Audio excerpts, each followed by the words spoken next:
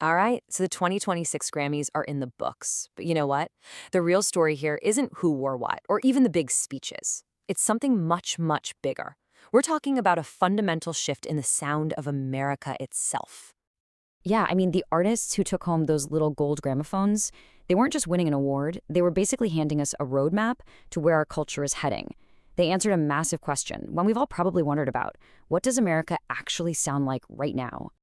And look, let's just get right to the heart of it. The main takeaway is this. The Grammys just confirmed a huge, and I mean permanent shift. That old idea of a single American pop sound, it's over. Done. Global sounds, we're talking Latin music, Afrobeats, they aren't just influencing the mainstream anymore, they are the new mainstream. So the big question is, how in the world did we get here? Well, it's all about a global power shift. And this shift is being pushed forward by these massive forces like streaming, brand new genres popping up, and totally new audiences. Let's dig in and break down how this whole thing changed the game. Okay, first off, just think about the sheer scale of this thing. 95 competitive awards were handed out. 95. That number alone tells you just how huge and honestly how diverse the music world is now. It's not one big tent anymore, right? It's more like a massive music festival with a stage for literally every sound you can think of. And this really brings us to a key idea we need to understand, what we're calling the new mainstream. This is an industry where all those old borders have just blurred. Artists who used to be considered niche are now the ones topping the charts. We're talking about Latin music, rap with a message, Afrobeats, indie artists. These are the new leaders of pop culture. Period. Okay, so you might be thinking, where's the proof? Well, just look at the winners, the artists who walked away with the biggest awards of the night. They are the living, breathing proof of this whole new era. And let's kick things off with maybe the best example of this entire shift. You could argue he was the biggest winner of the night, Bad Bunny. So get this, he won Album of the Year for an album that's entirely in Spanish. Just let that sink in for a second. This wasn't some crossover hit designed for English-speaking radio. This was a statement. It signals that Spanish language music is now a powerhouse in America. It proves that an artist can be 100% authentic to their culture, no compromises, and still win the biggest award in music. That's a huge deal.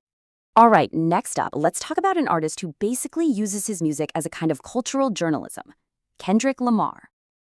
Kendrick winning Record of the Year for Luther is so important. Why? Because in an age of 15-second TikTok clips, it proves that deep, complex, lyric-heavy hip-hop still has massive cultural weight. It shows that music with something to say, with real social commentary, isn't just for the critics anymore, it's for everyone. And for our last case study, we've got an artist who proves that sometimes the quietest, most vulnerable voice can actually be the loudest one in the room, Billie Eilish. Her winning Song of the Year for Wildflower really highlights a major trend. You know, in a music world that's so often about big, loud, over-the-top productions, her quiet, emotional songwriting just completely cuts through all that noise. It's proof that today, real, raw intimacy can be way more powerful than a giant spectacle. So you take these three winners together, Bad Bunny, Kendrick, Billie. What's the common thread? The big takeaway is simple, but it's also incredibly profound. The music industry is now rewarding authenticity over formula. But, and this is important, this didn't just happen out of nowhere. Yeah, this whole transformation was a long time coming. It's really the result of a solid decade of change. The 2026 Grammys didn't start this trend. They just put a giant exclamation point on an evolution that's been happening for years. And just take a look at this comparison because it shows you how completely the system has been flipped on its head. In the old system, and we're not talking that long ago, radio made you famous, you had to sell CDs, and pop and rock dominated everything. And now, streaming platforms decide what's a hit, and artists can literally build a career on TikTok, and global genres are the ones leading the entire conversation. It's a different world. And you can actually trace this whole evolution step by step. It really kicks off in the early 2010s when streaming starts to take over. Then, boom, by the mid-2010s, hip-hop officially surpasses rock as the dominant genre. A few years later, the Latin music crossover just explodes into the mainstream. And all of that brings us right here to today, where trying to stick a strict genre label on an artist feels, well, kind of pointless. Okay, so we've covered the industry, we've talked about the big artists, but let's bring it back home. why should any of this matter to you?